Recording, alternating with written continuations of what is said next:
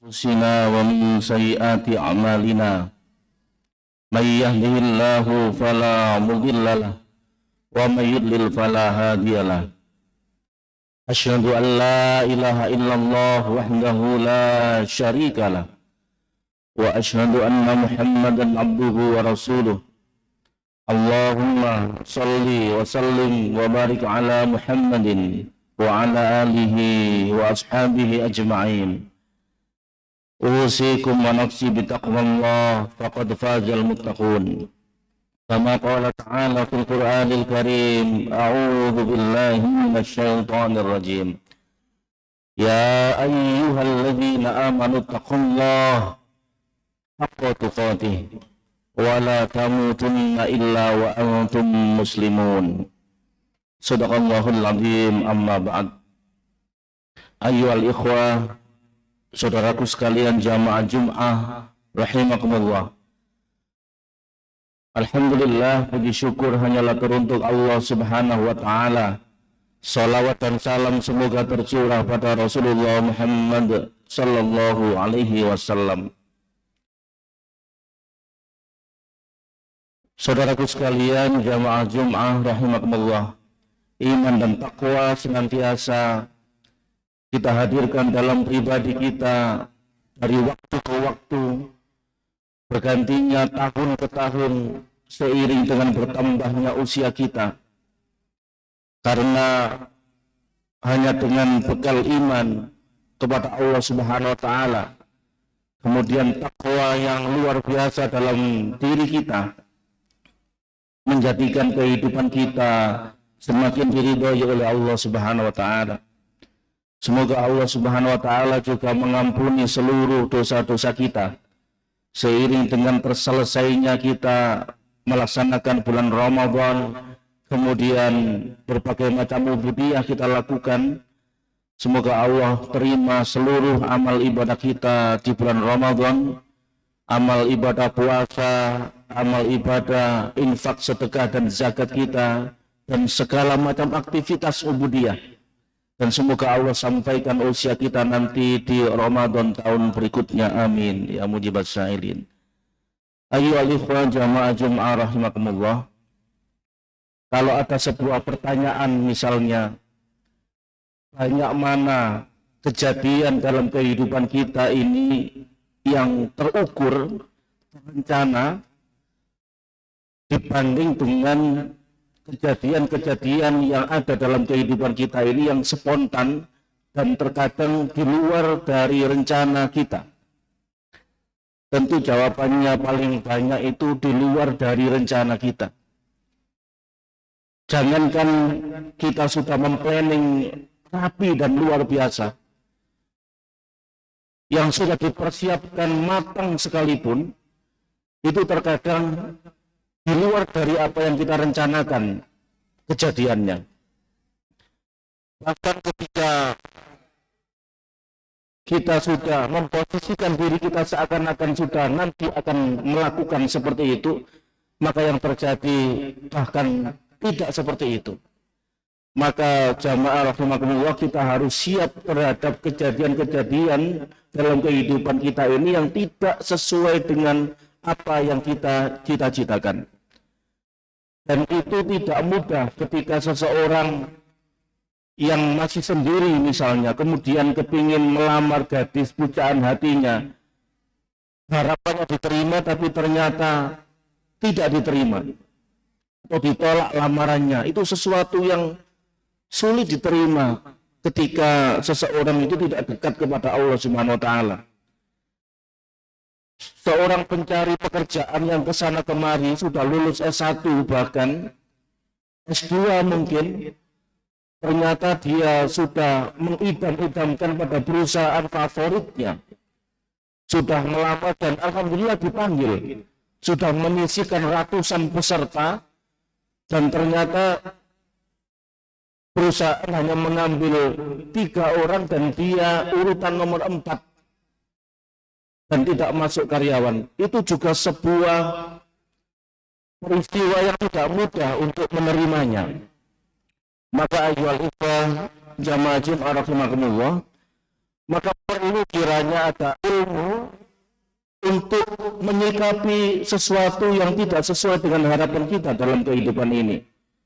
Ilmu itu adalah ridho terhadap takdir Allah Subhanahu wa Ta'ala. Yang pertama ada takdir yang modelnya itu mubrom. Artinya kita tidak punya pilihan dengan takdir yang pertama ini. Contoh, kita dilahirkan oleh Allah di negara mana, di provinsi, kabupaten, di kota mana, kita tidak bisa request. Kita dilahirkan oleh Allah bermuka telanjang bulat, kulitnya kuning atau sawo matang dan lain sebagainya. Kita tidak bisa minta kepada Allah Subhanahu wa Ta'ala. Kepinginnya kita lahir di keluarga sultan, tetapi ternyata Allah takdirkan lain. Kepinginnya kita lahir di rumah yang mewah, ternyata lahir juga di sama-sama rumahnya, tapi rumah di tepi sawah. Itu juga kita tidak bisa request kepada Allah Subhanahu wa Ta'ala. Tetapi jamaah sekalian, ada takdir yang kedua, itu modelnya takdir mu'allaq. Ini ada takdir bil ikhtiyari. Ada peran seorang hamba di situ, ada peran seorang manusia ciptaan Allah Subhanahu wa Ta'ala untuk bisa menentukan nasib kehidupannya agar bisa lebih optimal, lebih maksimal untuk memanfaatkan nikmat Allah yang dititipkan oleh dia dalam dunia, dalam kehidupan dirinya. Contoh misalnya, ada orang kepingin kaya, maka dia harus bekerja lebih keras daripada yang lainnya. Ada orang kepingin pandai, maka dia harus belajar lebih giat daripada yang lainnya. Walaupun kadang Allah Subhanahu wa Ta'ala mentakdirkan akal otak pikiran manusia itu berbeda-beda. Ada anak yang dijejer begitu, disuruh belajar sama-sama 3 jamnya, maka ketika ulangan ujian hasilnya juga berbeda. Karena ada faktor X yang Allah sudah takdirkan, memang dia pandai mulai bayi atau mulai kecil. Nah, anak yang satunya itu tidak begitu pandai, tapi anak satunya ini bisa dioptimalkan dengan semakin banyak bertanya, semakin banyak belajar, semakin giat dia dalam mengoptimalkan otak atau pikiran yang diberikan oleh Allah kepada dirinya, maka dia semakin banyak kemampuannya. Maka di situ ada kreativitas manusia dengan ikhtiar yang dilakukan.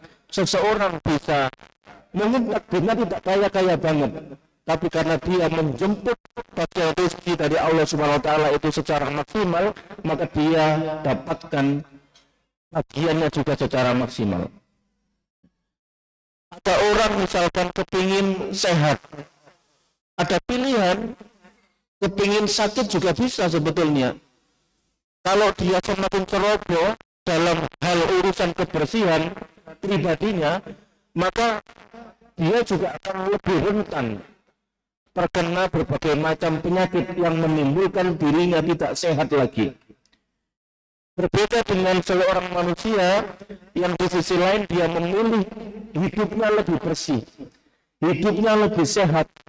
Maka ketika takdir Allah Subhanahu wa Ta'ala pada usia kesekian, pada bulan ini, tahun ini, dan hari ini dia terkena penyakit, maka dengan dia optimal berikhtiar hidup yang sehat, maka dia terkena penyakit juga di takdir hari yang sama itu, karena catatannya dia sakit pada hari itu, tapi sakitnya itu lebih ringan dari yang Allah takdirkan yang semula lebih berat.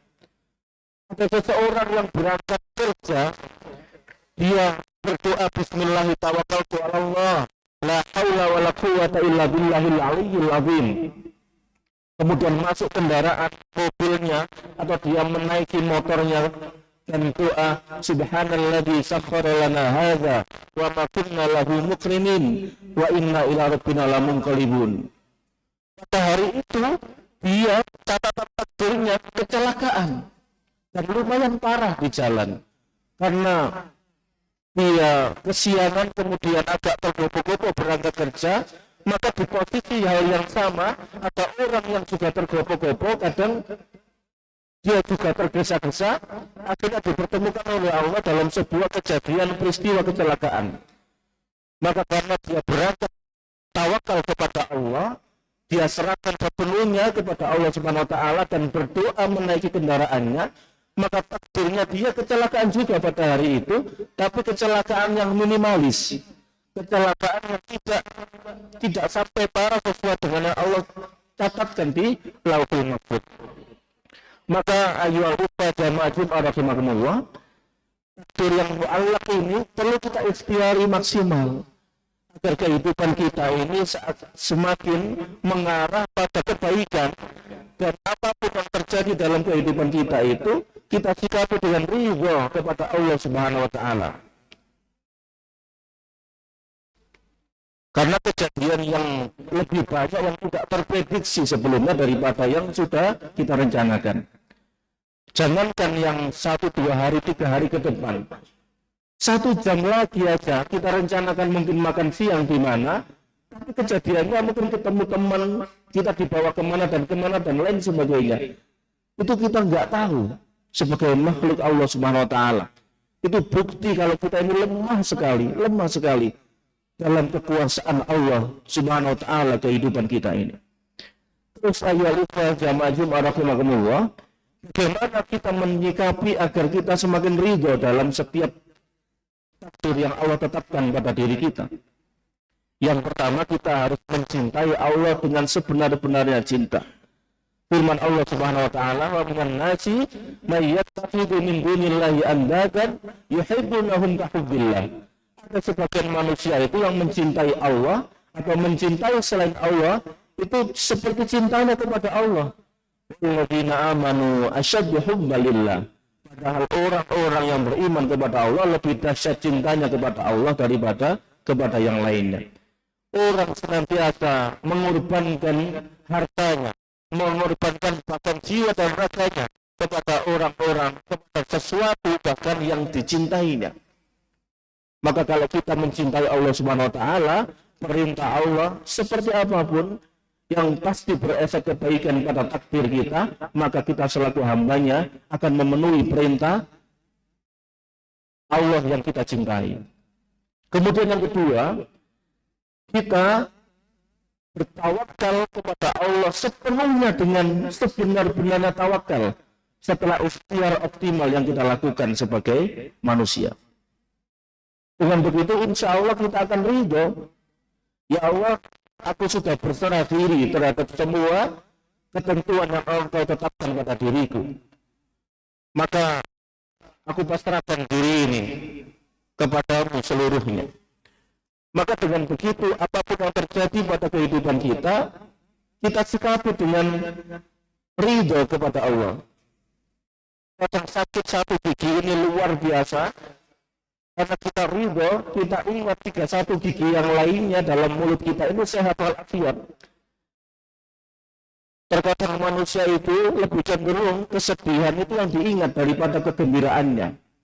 Lebih cenderung manusia itu ingat nama 10 hari di rumah sakit, tapi justru lebih lupa 10 tahun dia sehat walafiat. Maka ikhtiar yang optimal kemudian kita pasangkan setelah ikhtiar itu merupakan kunci yang kedua kita menjemput ridho dari Allah Subhanahu wa taala. Sebagai contoh ketika Nabi Musa alaihissalam kejar Fir'aun hutan totok ini di Laut Merah, ya Allah, ini saya sudah pasrah kepada Engkau. Di depan ini sudah laut, di belakang Fir'aun mengejar dengan bala tentaranya. Saya tidak bisa kemana-mana lagi.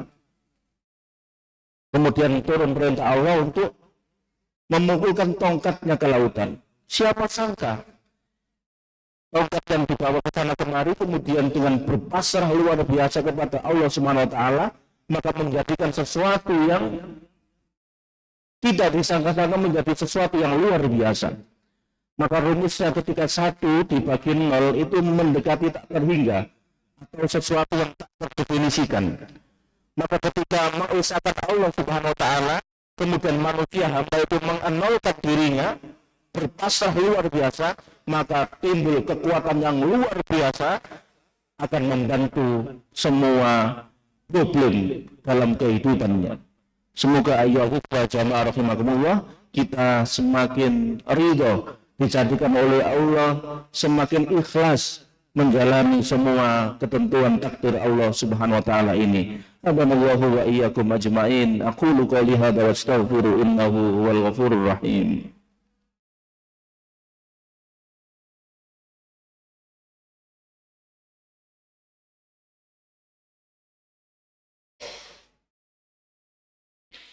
Alhamdulillah alladzi bi ni'matihi tatimmus shalihat. Asyhadu an la ilaha illallah wahdahu la syarika wa asyhadu anna Muhammadan abduhu wa rasuluh. Allahumma shalli wa sallim wa barik ala Muhammadin wa ala alihi wa sahbihi ajma'in. Usikum wa nafsi bi taqwallah faqad fazal muttaqun. Ayyuhal ikhwah jamaah Jumat rahimakumullah. Khutbah yang kedua ini terakhir bagaimana cara kita selain kita mencintai Allah dengan sebenar-benarnya cinta, kemudian kita berserah diri bertawakal kepada Allah Subhanahu wa taala atas seluruh kejadian yang menimpa diri kita, dan yang ketiga agar kita senantiasa ridho dengan ketentuan Allah ini, kita menjadikan diri kita apapun yang menimpa diri kita, kejadian enak maupun tidak enak, nerima ataupun tidak nerima, berat atau ringan, kita menjalaninya, maka yakinlah bahwa seluruh takdir Allah terhadap diri kita itu berefek kebaikan pada kita sekalian.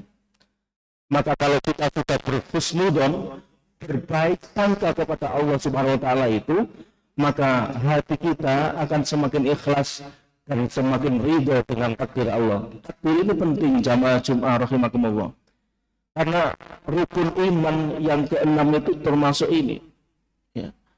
Jadi rukun itu sesuatu yang jika ditinggalkan dalam sebuah ibadah, maka ibadah itu tidak diterima oleh Allah Subhanahu wa taala. Maka rukun iman itu termasuk mengimani takdir Allah ini. Makanya berat sekali sebetulnya materi khutbah pada siang hari ini karena menyangkut rukun iman kita. Maka kalau kita berhusnuzon dengan segala macam ketentuan Allah ini, maka menjadikan kehidupan kita ini akan semakin ringan karena Allah Subhanahu wa taala di balik semua kejadian itu. Saya tutup dengan sebuah kisah ayyuhal ikhwah jamaah Jumat rahimakumullah. Zaman Nabi Muhammad sallallahu alaihi wasallam di Madinah, ada seorang sahabat wanita, sahabiah. Kemudian datang kepada Rasulullah, ya Rasulullah, saya ini kena penyakit ayan atau kena penyakit epilepsi. Tolong doakan kepada Allah Subhanahu wa taala agar penyakit saya itu bisa sembuh. Baik wahai fulanah, ada dua pilihan kepada dirimu. Apa itu wahai Rasulullah? Yang pertama, aku doakan penyakitmu ini sembuh, dan yang kedua,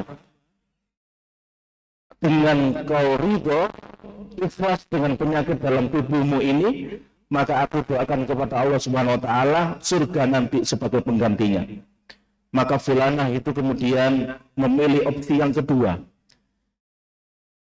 Wahai Rasulullah, saya memilih yang kedua. Saya ikhlas, saya ridho dengan penyakit epilepsi, penyakit ayan yang ada dalam tubuh saya ini. Tapi tolong saya doakan kepada Allah Subhanahu wa taala satu saja. Apa itu wahai fulanah? Ketika penyakit ayan saya itu kambuh wahai Rasulullah, itu bisa terjadi di mana saja. Bisa di luar rumah, bisa di pasar, bisa di tengah keramaian.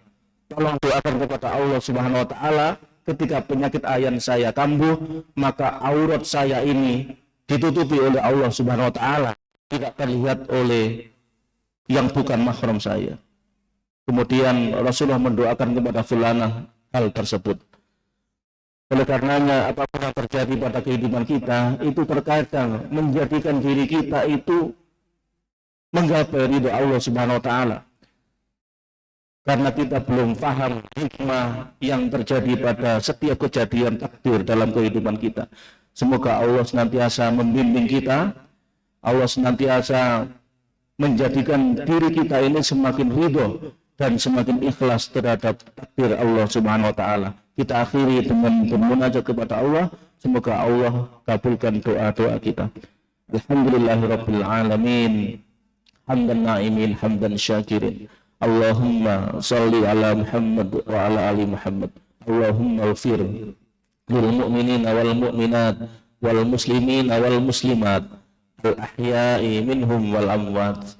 Allahumma a'inna ala dzikrika wa syukrika wa husni ibadatik. Allahumma inna nas'aluka al-huda wat tuqa wal afafa wal ghina. Allahumma inna nas'aluka ridhaka wal jannah wa na'udzubika min sakhatika wan nar. Rabbana taqabbal minna innaka antas samiul alim wa tub alaina innaka antat tawwabur rahim. Rabbana atina fid dunya hasanah wa fil akhirati hasanah wa qina adzaban nar. Walhamdulillahi rabbil alamin. Wa la dzikrullahi akbar.